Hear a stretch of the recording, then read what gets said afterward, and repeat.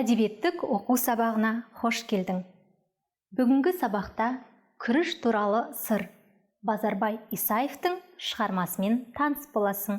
Сенің білетінің, кейіпкердің әрекеті, сенің меңгеретінің мәтіннен кейіпкерлердің іс-әрекеті мен мінез құлқының өзгеру себептерін тауып, баға беру.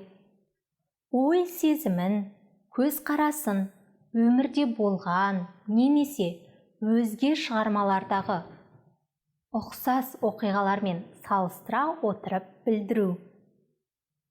Шығармамен таныспас бұрын автормен танысып алайық. Базарбай Исаев Қызылорда облысының Жаңақорған ауданындағы қазіргі Манап ауылында туған. Автордың 30-шы көктем, ақ жауын, ақ қайнар, көктем шерткен күй, бақыт құсы, сезім селі, мөлдір, арайна атты жыр жинақтары жарық көрген. Берілген үзіндіге назар аудар. Шығарманың басты кейіпкерін ата. Үзіндіні мен саған оқып берейін. Ақ күріштің атасы Ыбырай Жақаевтың ізбасар інілері де бар. Соның бірі Мақсұт Нұрылдаев. Ол бала кезінде әкесінің аузынан мынандай бір аңыз естіген екен. Баяғыда сыр өңірі ырысты өлке болыпты. Ақ күріш жайқала өсіп, қамба астыққа толыпты. Халықтың қуанышы Сырдария өзеніндей тасыған кез екен. Ауылдағы күріш егетін жалғыз қарт кәрілік жеңіп, төсек тартып жатып қалыпты.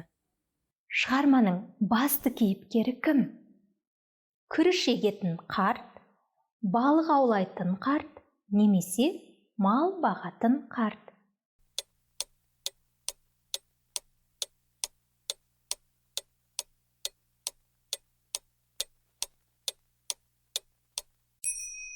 Әрине, шығарманың басты кейіпкері күріш егетін қарт. Бұл сұрақтың жауабын бірден таптың деген ойдамын. Келесі үзіндіге назар аудар. Үзіндіні оқып, қарттың көңіл күйі не себептен өзгергенін түсіндір. Үзіндіні бірге оқайық. Сонда әлгі ақсақал ауылдастарын жиып алып: «Жарандар, асарымды асап, жасарымды жасадым. Ас адамның арқауы деген ғой. Ол еңбекпен табылады.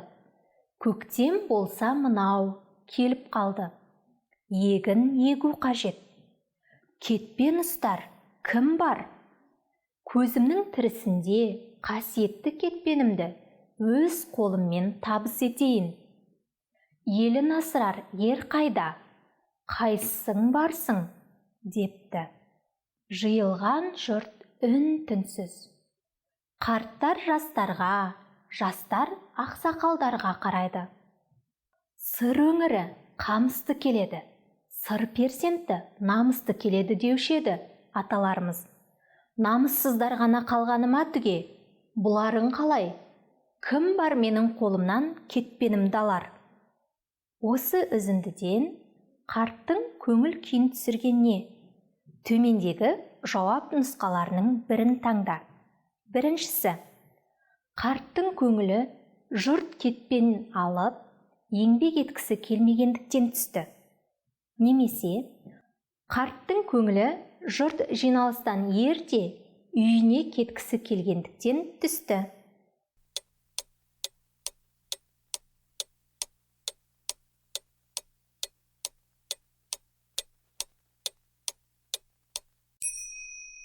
Дұрыс жауапты бірге тексерейік. Әрине, қарттың көңілі жұрт кетпен алып, еңбек еткісі келмегендіктен түсіп кеткен екен. Осы үзіндідегі кейіпкерлердің әрекетіне ойыңды білдіріп, баға бер. Бірінші ой. Ақсақалдың егін егу туралы өтінішіне жауап қатпау дұрыс немесе бұрыс. Екінші ой. Ақсақал ұсынған қасиетті кетпенін алмау дұрыс немесе бұрыс. Жауапты таңда.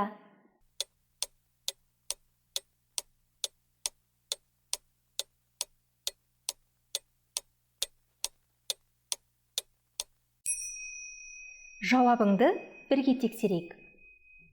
Ақсақалдың егін егу туралы өтінішіне жауап қатпау бұрыс пікір.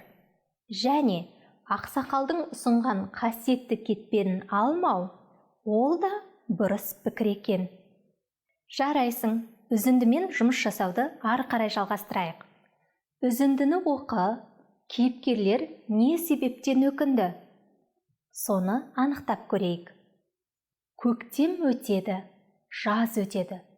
Қыз қаһарына мінген шақта қамбадағы ақ күріште таусылады. Ала жаздай атқа мініп, көкпар шапқанына мәз болып жүрген көпшілік не істерін білмей қатты күйзеледі.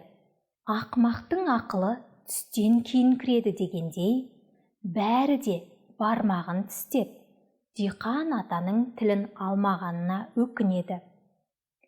Енді жаз шықса, бәріміз де күріш егейік деп келіседі. Кейіпкерлер не себепті өкінді? Бірінші нұсқа. Диқан қарттың еңбек ету, егін егу туралы ақылын тыңдамағанына өкінді. Екінші нұсқа. Диқан қарттың отын жинау, ағаш жару туралы ақылын тыңдамағанына өкінді.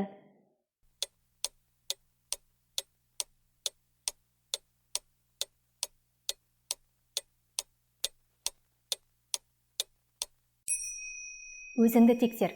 Әрине, үзіндінің мазмұнына диқан қарттың еңбек ету, егін егу туралы ақылын тыңдамағанына өкінді деген жауап сай келеді. Шығарманы оқу саған ұнады деген ойдамын. Ендеше сабағымызды қорытындылайық.